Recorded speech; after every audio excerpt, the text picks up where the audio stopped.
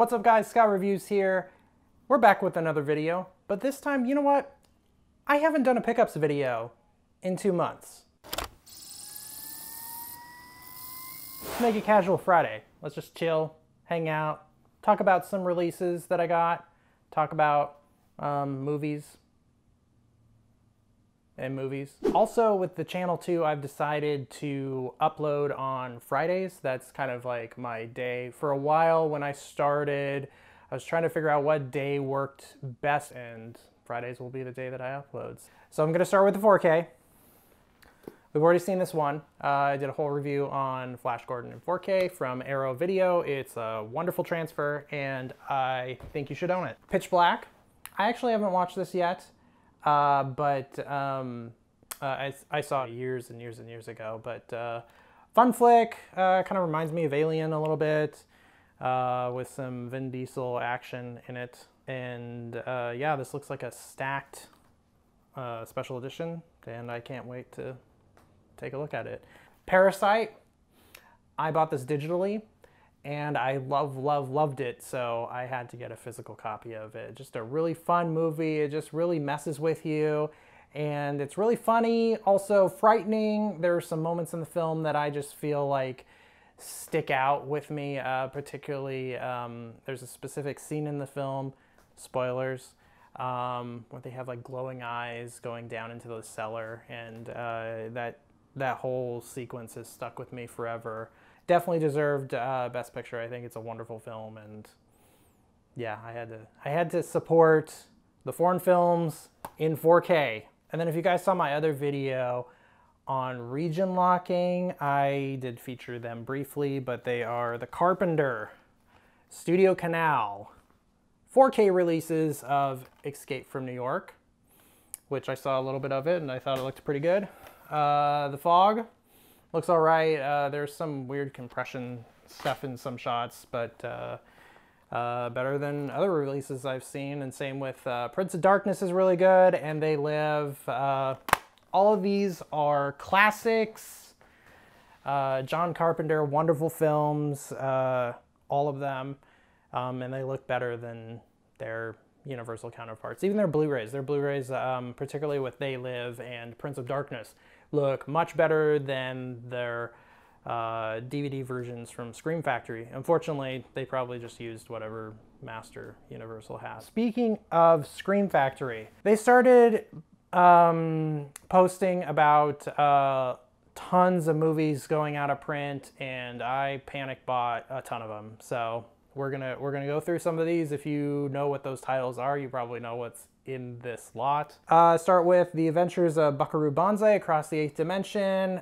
I didn't go for the Steelbook edition. I just went for the standard version.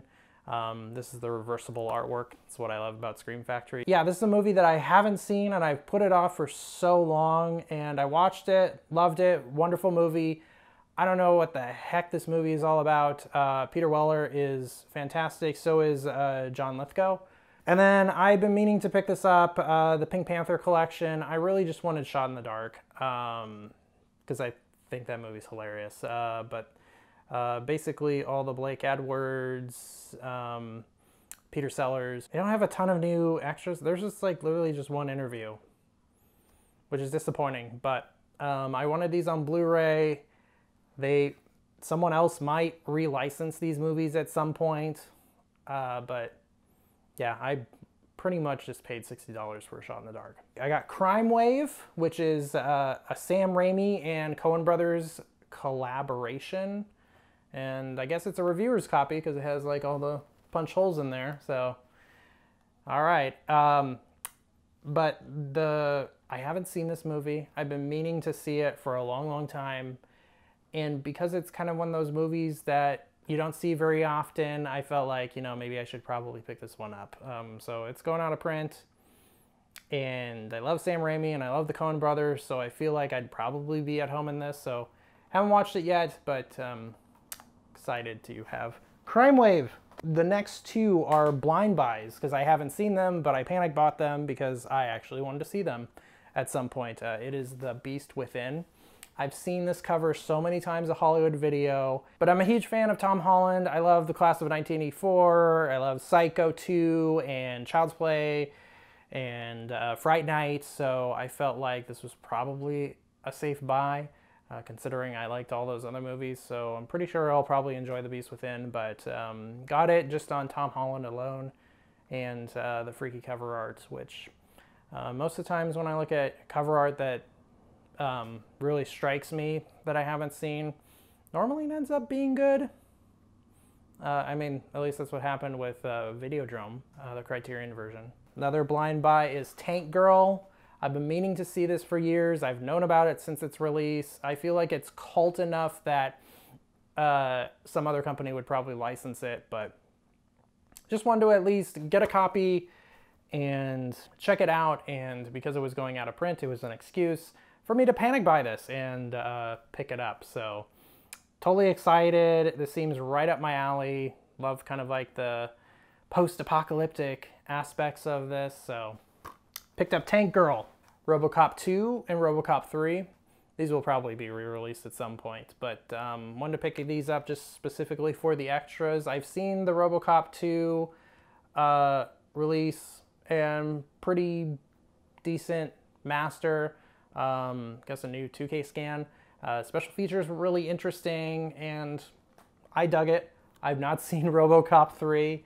I picked it up just specifically so that I can get kind of the new special features. There's a commentary with Fred Decker from Night of the Creeps, which it's interesting, and Monster Squad. So it's kind of interesting that he directed RoboCop 3, and I know a lot of people don't really like this one, but I felt like the extras probably are going to make this more fun to watch. Also got Mel Brooks as the producers. I've seen the remake / musical version, but I've never seen the original. And this is one that's been, I've been wanting to watch, and I'm sure that it'll be reissued at some point, but again, this was an excuse to pick it up. Also, another panic bot. I still haven't seen Poltergeist 3 beginning to end. I've seen clips here and there, but again, this is one that was like, all right, I just wanted to get the special features. I love the first one. First one's a classic. I really enjoy the second one. Third one, all the bits that I've seen. Please, Warner Brothers, release a Poltergeist special edition, or at least talk to Scream Factory about doing a collector's edition for the first Poltergeist. Moving on, we got Night of the Comet. This is a very fun movie. I enjoy it. Kind of has like an Mega Man, I Am Legend kind of feel to it. Delighted to own it. This one I don't think is out of print. If I do, I'll put a little text at the bottom, but I don't think this one is out of print, so no need to panic buy.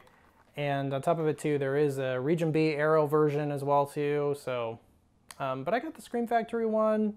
I was looking at screenshots of both of them. It seemed like it was the same master, so I just went with the Region A one so I don't have to switch. And then Lake Placid.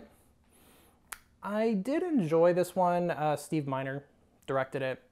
Has Betty White in it, so Betty White plus Bill Pullman and Bridget Fonda, Oliver Platt, Brendan Gleeson, all these people in a very weird, quirky David E. Kelly script. Here's another one, Silent Hill. I saw this with my wife when we were dating, and we went to see this with a group of friends. I've only seen this movie once. And I've been meaning to pick this up, and we'll probably watch it together at some point. Been meaning to pick this up just for kicks. And I was super excited that Scream Factory did a collector's edition of it, so it makes it more worthwhile to check it out, watch some of the special features. I wasn't much of a fan when I first saw it, but I still picked it up anyways because there is some significance to it, because I convinced my now wife to sit and watch this with me, and she does not like horror, so. But she's good now. I've made her sit through The Shining and such, so all these movies that I've shown, she'll probably sit through. But when we were dating, she's not like horror movies. I've convinced her otherwise. All right, so I got a bunch of Scream Factory Steelbooks. Something that I've been doing lately is I'm not totally against digital. You're not able to get nearly as much options with the movies. So like, for example, Jaws, it just has the 5.1 surround sound that's botched the original audio. It's like whole new sound effects everywhere. It doesn't sound like the same movie. I've decided to start backing up my collection. And it was a coronavirus project that I kind of like started around April or so, just slowly like digitizing my films to eventually move to a Plex server. So what I wanted to do was get the best versions of movies that I love and have them so that I can back those up and eventually put them on a Plex server, which is why I mentioned Make MKV and some of those things. But I got Steelbook versions of certain movies that have updated transfers. I'm not a particularly big fan of these Steelbooks, mainly just because they don't use the original font for the movies. They kind of went with a more generic, similar font, which I think is fine if you get like a whole collection of these Steelbooks. But if you get like a couple, it just looks kind of weird. But anyways, I got John Carpenter's The Thing, which I think has wonderful artwork. I just wish it had different font, not the John Carpenter credits font on everything. I guess it's fine with the John Carpenter movies, but they did that with some of the other ones. But The Thing has a new 4K transfer that Arrow Films did, and I just got the North American one. And as you can see, comes with that plus the original Scream Factory transfer, which wasn't bad, but the Arrow one is much better. And then Halloween 3, which has a new updated transfer, and Halloween 2, which also has an updated transfer. And also they fixed the stereo on it. I love the artwork for Halloween 2. I just wish that it would have the Halloween 2 font instead of the John Carpenter title font. But I'm really glad I have these. These are pretty solid looking transfers. I noticed more of a difference on Halloween 3 than I did with Halloween 2. I also got Piranha. I had been putting this off for forever, and then I found out that there was a 4K transfer on this one, so I just picked up the Steelbook. And pretty good artwork. And then here is last on the Scream Factory pickups. I got the Fly collection. I've been meaning to pick this one up for forever.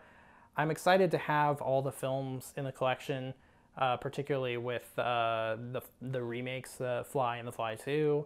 I have not seen the original Fly, nor have I seen any of the other sequels that went along with it.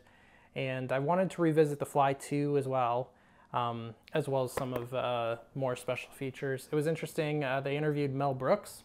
It was kind of fun to hear him talk about Brooks films and some of the movies that he released through that, and just the production of the making of The Fly and The Fly 2. So yeah, I think it's worth it. They do use the same transfers as the Fox previous Blu-rays, so unless if you're like really hardcore like I am, like I love the original poster artwork, and that was a big selling point, as well as having some new extras. I mean, you just keep the originals. But yeah, this is a pretty cool release. Wish they had new masters on them. I think that was disappointing. We're gonna do some standard Blu-rays. I don't know how many of you know this, but I'm a big fan of Grindhouse, the Quentin Tarantino and Robert Rodriguez double feature. I saw in the theaters with my now wife, and just had a blast. I realized that I had the Grindhouse double feature version, but I didn't have the individuals with the extended cuts. So I picked these up just for completion's sake. But yeah, they have the extended and unrated versions. I actually prefer the Grindhouse versions, but realized I didn't have them, so figured I'd, you know, what the heck, let's pick them up. I was backing up the movie Tarsem's The Fall, and I love that movie, and I was like, oh man, I'd love to see this movie again. I'd love to see The Cell over again. I love this movie. And it's just such a fun, cerebral mind trip of a movie. and just a lot of fun. And Jennifer Lopez and Vincent D'Onofrio and Vince Vaughn do a wonderful job in this movie. It's really intense, a gorgeous art direction, and I just felt like, man, I'd love to rewatch this again and back that one up. So I picked up The Cell just to have a copy of it. I wish they would do some sort of remaster to it at some point. It looked all right, but yeah, it was kind of one of those where I was like, man, I wish I had that. Gotta order it. So there's that. Same thing, actually a lot of these I basically did. The Beatles' Help, been meaning to pick this one up. I love A Hard Day's Night, I love Help. The transfer on this is so-so, which is surprising because they did some sort of remaster to it a couple years ago. It just looks okay. Looks like they did some little bit of noise reduction on it and kind of went a little bit too overblown on it. Collateral, I really enjoyed this movie when it came out. I think Tom Cruise makes his best performance of his career in this film, and happy to own it. It's one that I've wanted. Also, this year's the anniversary of Scott Pilgrim vs. the World, so I was like, man, I need to pick that one up. I had it digitally, so I picked up a physical copy, and then got Midsummer, which I also own digitally. Wanted to pick up a physical copy. I do not have the A24 4K release. God, I wish I could get that one, but it's sold out long before I found out about this movie. So I at least have a Blu-ray physical copy for that. And then also, this is another movie I own digitally that I just picked up physically, Office Space. Just standard Blu-ray, but yeah, those purposefully I bought it just so that I could back it up. All right, and a couple of interesting releases over here. I've been wanting to get some of the Ray Harryhausen Indicator releases, and a lot of them are really expensive, particularly Sinbad and some of their volumes, but I did manage to pick up Volume 1, which has 3 of them.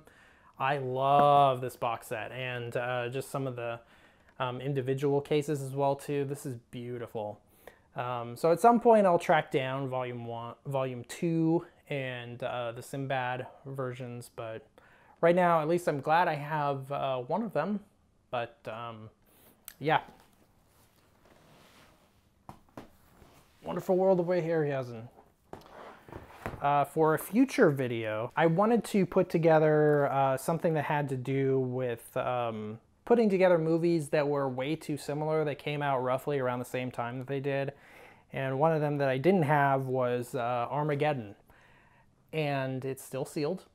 It's the Criterion version that has the unrated cut on it. I guess it's exclusive to this. And I actually realized that it was just about as much to get a new copy as it was to get a opened one, so just got a still sealed one, and I'll probably open it for a future video, but I wanted to pin it up against Deep Impact and take a look at it and review both of them and see how well they've aged. So that might be for a future video at some point, but I was kind of excited to get a still sealed one. Another thing about still sealed ones, I tend to buy some of my movies not just through Amazon or like regular or bigger places, but another good website to buy movies is Diabolic DVD. And when things are out of print, you can have them set alerts if something happens, or if like something's out of stock, to email you when something comes back in stock again. And one of those releases that ended up turning out to be quite fruitful, if you put in your email on that, was the 2-disc limited edition of Reanimator. This goes for a lot on eBay, and it's stupid expensive, only just for really disc 2, which has the integral cut, that's only exclusive to this box set. But they sent me an email saying that they had some, and oh, I was like, really?